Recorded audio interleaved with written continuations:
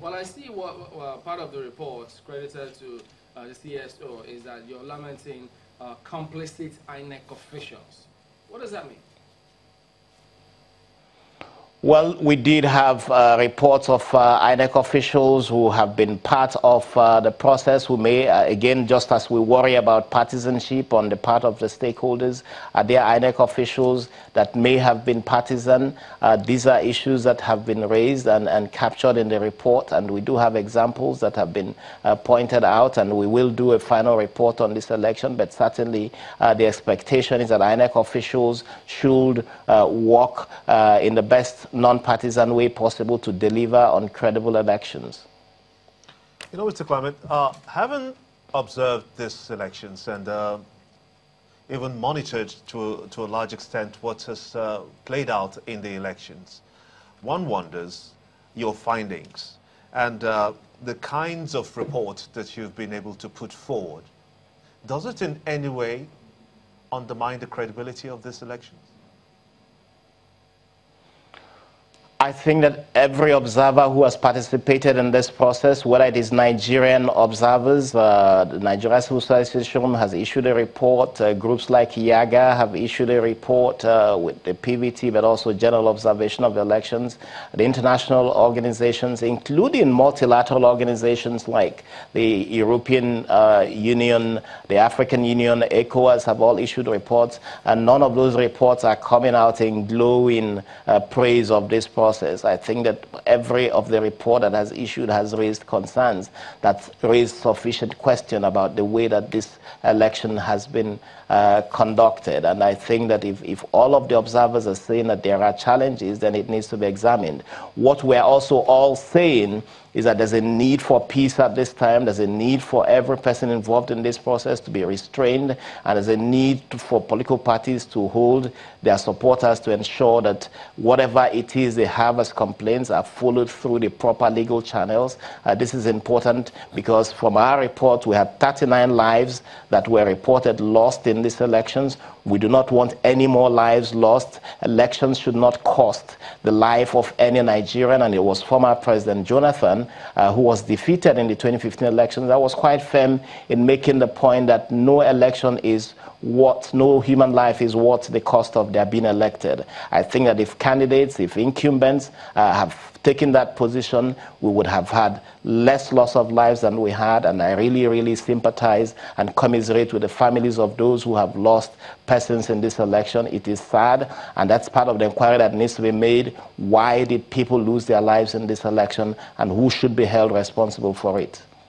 All right, that's perhaps cause for some political education. But from what you have said and in the course of this process, many people have called for us to look again at our election management systems. What would you suggest? I think it's part of the inquiry that needs to be made. How do we, unfortunately, this conversation happens all the time, and I think it's really very sad that while we should be making forward progress, we're not doing so. At the end of every election, there is still the call for electoral reform. The last proposals for electoral reform was not pursued on time by the National Assembly, but even then, when the processes were ready for the president to assent, he did not assent to it, which would have improved the conduct of this particular election. So the question is whether the politicians deliberately decide not to make progress on electoral reforms. We certainly need to ask ourselves, what are the shortcomings of these elections that need to be tackled immediately, and this needs to be tackled within the first year of the inauguration of a new government in May, to ensure that all of these issues are tackled before politics get in on the way in terms of discussions on it.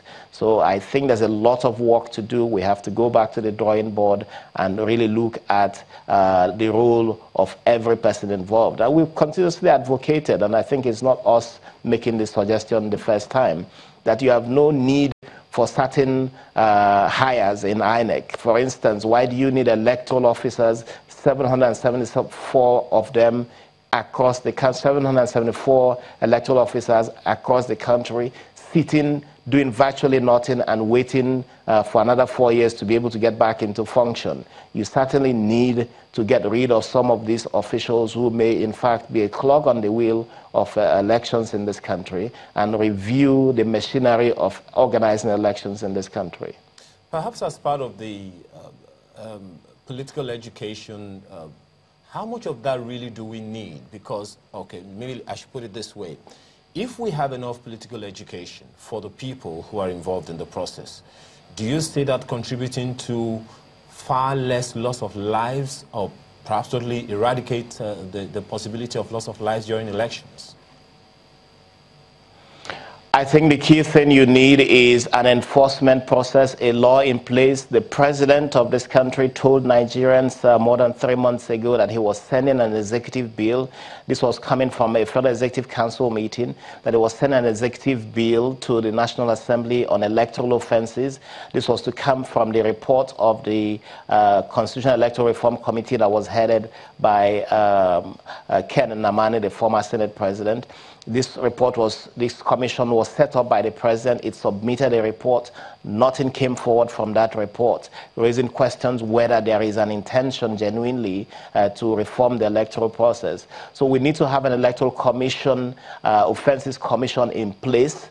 That electoral commission, offenses commission, needs to be active throughout an election cycle, deciding on how to deal with possibilities of electoral offenses and actually apprehending persons who commit offense. This election had a good turnout. A lot of Nigerians came out to exercise their votes. They couldn't do so because, like you have rightly identified, the understanding of election management officials about what their role is or shouldn't be, and where they fail in exercising the proper functions of their responsibility, they should be brought to account.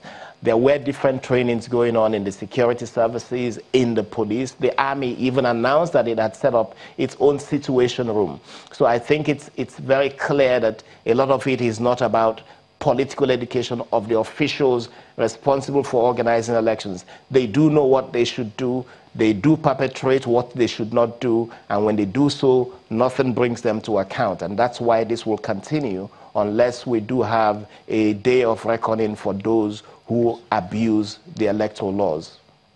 Mr. Clement, at the end of 2015, when we had the elections, the CSOs came up with over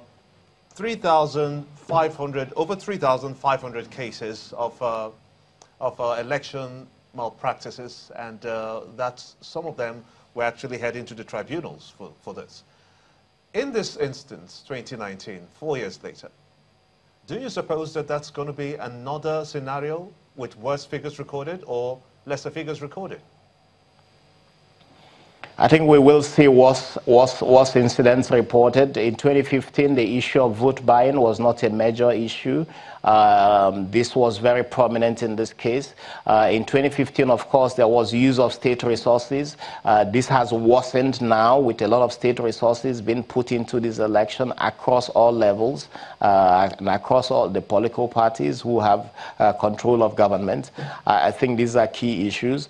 In 2015, yes, we had the security involved in the elections, but not to the extent that we have seen right with this election. So there are a whole lot of these issues that have escalated, a whole lot of infractions that have escalated, and there are concerns that even state institutions have become part of abuse of the electoral process. And where you begin to conduct elections with state agencies, state institutions playing a role in arm twisting and even in some cases obstructing the process, then that system of election perhaps may have failed. And I think that we're at the stage where we need to pull back from where we are headed. It's becoming a lawless situation, and this country is either prepared to allow for democracy to thrive or go back to where it was coming from, for which a lot of Nigerians lost their lives. A lot of Nigerians suffered abuse of human rights. A lot of Nigerians suffered state suppression of liberties. All right, Clement Wanko, convener, Situation Room. Thank you for your thoughts. All right, we'll go to break and then Thank we'll you. come back in a moment. Stay with us.